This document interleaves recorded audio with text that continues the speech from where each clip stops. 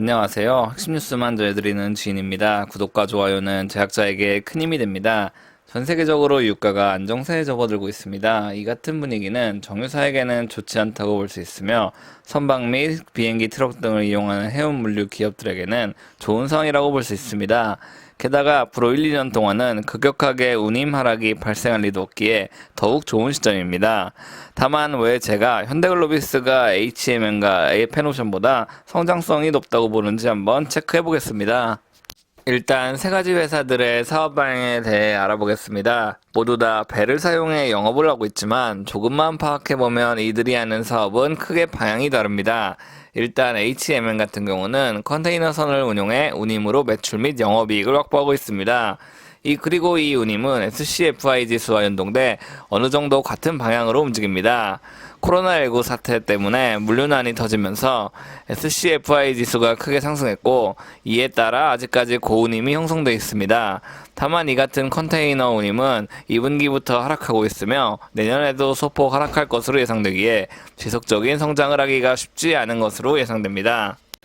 페노션의 매출 및 영업이익은 BDI 지수에 연동되고 있습니다. 그런데 생각보다 페노션은 급격하게 덩치를 키워가고 있지 않습니다. 지난 2020년, 2021년 HMM은 대량의 신조선 컨테이너선을 인수하면서 덩치를 키웠습니다. 이 덕분에 엄청난 매출과 영업이익을 기록할 수 있었죠. 물론 페노션도 매년 매출 및 영업이익이 상승하고 있습니다. 하지만 생각보다 급격한 덩치 키우기를 하지 않았기 때문에 엄청난 실적 상승은 발생하지 않고 있습니다. 그리고 이는 앞으로도 지속될 것으로 예상됩니다. 왜냐하면 하림그룹 계열사 페노션은 하림그룹 내부의 내부 공무를 상당 부분 담당하고 있어 안정적인 실적 창출이 가능하기 때문입니다. 급격한 투자로 회사가 덩치를 키우면 어려운 상황에 의미 없는 고정 지출이 크게 증가할 수 있습니다. 그렇기 때문에 하림그룹은 공격적인 투자보다 견조한 매출 및 영업이익을 목표로 하고 있고 이를 통해 페노션은 훌륭한 회사지만 급격한 성장 가능성은 없다고 볼 수 있습니다. 그렇다면 이제 왜 현대글로비스는 앞서 언급한 두 회사보다 성장성이 높은지 알아보겠습니다. 현대글로비스가 하고 있는 사업은 물류부문, 해운부문, 유통부문으로 나눠져 있습니다. 물류부문은 철강 및 완성차 관련 내륙 배송까지 포함되어 있고 해운부문은 완성차 운반선을 통해 매출이 확보되고 있습니다. 그리고 유통은 CKD 물량이 대다수를 차지하고 있습니다.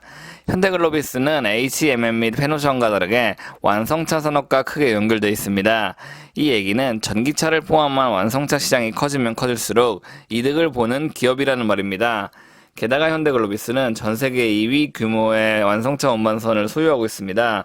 이 같은 선대를 HMM 및 페노션은 따라갈 수 없습니다. 이미 전 세계 선사들 가운데서도 현대글로비스는 압도적인 선단을 유지하고 있다고 볼 수 있죠. 게다가 이제 현대글로비스는 현대차 그룹 물량보다 타 기업 물량이 더욱 많은 상황입니다. 즉 전 세계 완성차 시장이 회복되면 회복될수록 현대글로비스의 성장은 당연하다고 볼 수 있습니다. 테슬라 물량 일부도 현대글로비스가 책임지고 있는 상황입니다. 게다가 CKD 매출이 확대되고 있다는 것은 매우 긍정적이라고 볼 수 있습니다. CKD는 부품 일부를 수출해 해외 공장에서 이를 활용해 완성차를 생산하는 곳이라고 볼 수 있습니다. 즉 완성차 물량과 CKD 사업 호조가 현대글로비스의 미래 실적을 이끌고 있다고 볼 수 있죠. 5월 초 나온 대신증권의 리포트도 이를 설명하고 있습니다. 완성차 운반선 사업과 CKD 사업의 호조 덕분에 매분기 실적은 상승하고 있고 이를 통해 올해 2분기도 실적 호조가 예상되는 상황이죠. 게다가 5월 말 SK증권에서 나온 리포트 또한 더욱 현대글로비스를 칭찬하고 있습니다. 실적 및 ROE는 계속 성장하고 있으며 지난해 2분기부터 올해 1분기까지 연속 최고 실적을 경신하고 있다고 리포트는 설명하고 있습니다. 완성차 운반에 대한 마진 또한 뛰어난 사항이며 비계열 비중이 높다는 것에 대한 칭찬도 여전히 포함되어 있습니다. 즉 기업의 성장성 방향이 명확히 외부로 드러난 상황이라고 볼 수 있고 유가 하락에 따라 더욱 마진은 높아질 것으로 예상됩니다. 마지막으로 6월 나온 대신증권 리포트의 현대글로비스 실적 추정치를 살펴보겠습니다. 2021년과 2022년 초까지 모든 선사는 역대급 실적을 기록하고 있습니다. 다만 올해 하반기와 내년까지 잘 될 기업은 많지 않다고 볼 수 있습니다. 그런데 현대글로비스는 2023년과 2024년도 매출 확대가 예상되는 상황입니다. 운임이 끊임없이 상승할 수는 없기 때문에 영업이익은 다소 감소할지라도 매출이 꾸준히 상승한다는 것은 회사가 끊임없이 성장한다고 볼 수 있습니다.